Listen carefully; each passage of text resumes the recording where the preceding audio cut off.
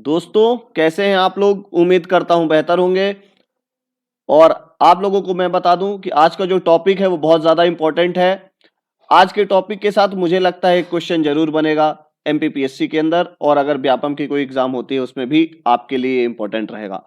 चलिए स्टार्ट करते हैं। उससे पहले मैं बता दूं कि हमारी इरा इंस्टीट्यूट के ऐप पर स्पर्धा नाम की टेस्ट सीरीज आ गई है, जिसे आप लोगों को ज्वाइन करना चाहिए और उससे आपको मैक्सिमम बेनिफिट होगा। ठीक है, चलिए आइए स्टार्ट करते हैं आज का लेक्चर। और मैं आपको बता दूं कि ये टेस्ट सीरीज शेड्यूल से होगी, हिंदी मीडियम इंग्लिश मीडियम दोनों में है, और इस शेड्यूल के अकॉर्डिंग ही आपको पेपर मिलेंगे। जो पेपर हो गए हैं वो भी आपको मिल जाएंगे जब आप ज्वाइन करेंगे तब। चलिए आइए स्टार्ट करते हैं आज का लेक्चर। आज का लेक्चर कुछ इन पंक्तियों से स्टार्ट करते हैं। अभी मृत्यु से दांव लगाकर समय जीत जाने का क्षण है, कुम्हलने के बाद झुलसकर ढह जाने के बाद फिर बैठ पछताएंगे, एक बार जो ढल जाएंगे शायद ही फिर खिल पाएंगे। ये लाइनें हमें क्या बताती हैं अशोक वाजपेयी जी की? हमें ये कहती हैं कि हमारी जो उम्र है उस पर हम आज पढ़ाई कर लें, अगर हमारी ये उम्र निकल गई, ये समय निकल गया तो वापस नहीं आएगा। हमें पढ़ते रहना है, आगे बढ़ते रहना है। आइए एमपीपीएससी की तैयारी करते हुए आगे बढ़ते हैं और आज के लेक्चर को स्टार्ट करते हैं। National startup day. National startup day की चर्चा क्यों आई, नेशनल स्टार्टअप डे क्या है और स्टार्टअप क्या होता है, इसको लेके मैं आज आपके सामने आया हूं। बहुत ज्यादा इंपॉर्टेंट है। आइए स्टार्ट करते हैं। सबसे पहले बात करते हैं स्टार्टअप क्या होता है। ठीक है, तो मैं आपको बता देता हूं स्टार्टअप हम किसी भी कंपनी को हम स्टार्टअप कंपनी या किसी भी इनिशिएटिव को स्टार्टअप हम कब कहेंगे? जब वो सबसे पहले क्या रहेगी, वो इनकॉर्पोरेटेड रहेगी। किसके तहत? कंपनी एक्ट 2013 के तहत रजिस्टर्ड रहेगी। ठीक है, पहली बात। अगली बात, अगर वो पार्टनरशिप फर्म है, मतलब अगर मोर देन वन उसमें पार्टनर है, मतलब कोई और व्यक्ति भी साथ में है, तो वो रजिस्टर्ड होनी चाहिए पार्टनरशिप एक्ट 1932 के साथ। ठीक है, और अगली बात क्या है? लिमिटेड लायबिलिटी पार्टनरशिप होनी चाहिए और वो एक्ट 2008 का है, उसके तहत रजिस्टर्ड होना चाहिए। ठीक है, और अगर वन पर्सन की कंपनी है तो कंपनी एक्ट 2013 के तहत क्या होनी चाहिए? रजिस्टर्ड होनी चाहिए। ये तो पहले प्रॉपर क्या बात हो गई आपकी कि कौन कौन से एक्ट के तहत ये कहलाएगी स्टार्टअप।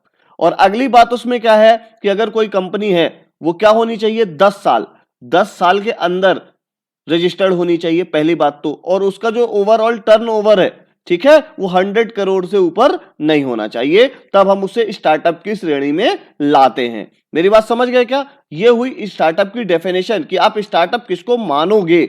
ठीक है, ऐसा कोई नहीं होगा कि कोई मुंह उठा के बोले और स्टार्टअप। अगली बात इसमें और ध्यान रखिएगा कि किसी कंपनी से आप स्प्लिट होकर दूसरी कंपनी बनाते हैं उसी मॉडल पर, तो वो भी स्टार्टअप नहीं कहलाएगा। ठीक है, किसी भी व्यक्ति की एक नई सोच और नए इनिशिएटिव को ही स्टार्टअप कहते हैं। ठीक है, चलिए आगे आपको मैं बताता हूं कि स्टार्टअप इंडिया प्रोग्राम। तो मैं आपको बता दूं कि इसको सबसे पहले आपसे पूछा जा सकता है कि इसको अनाउंस कब किया गया। तो इसको अनाउंस किया गया था 15 अगस्त 2015 को। नरेंद्र मोदी ने किससे किया था? हमारे प्रधानमंत्री जी ने लाल किले से। ठीक है, अनाउंस की बात कर रहा हूं, ध्यान रखिएगा, 15 अगस्त 2015।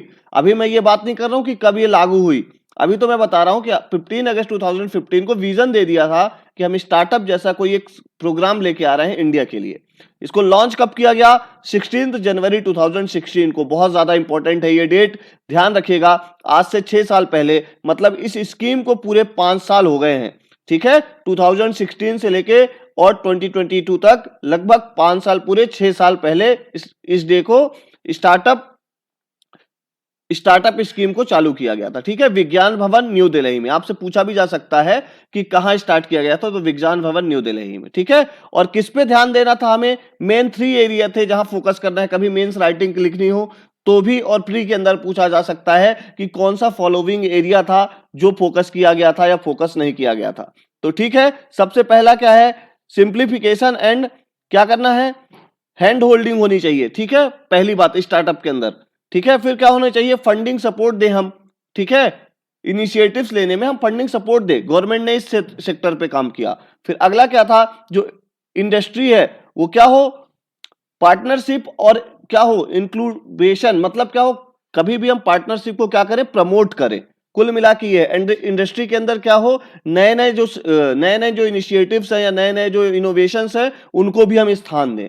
कुल मिला के ये 3 सेक्टर थे जिन पे हमें फोकस करना था। स्टार्टअप को अगर हमें क्या करना है, बढ़ाना है भारत के अंदर, इससे रोजगार सृजन बढ़ेगा और जो हमारा डेमोग्राफिक डिविडेंड है, जनसांख्यिकी लाभांश है, उसका हम लाभ ले पाएंगे। ठीक है, क्योंकि हमारे यहाँ मैक्सिमम क्या है, यूथ पॉपुलेशन है। ठीक है, तो मेंस आंसर राइटिंग में और प्री के अंदर ये फैक्ट्स को ध्यान रखिएगा।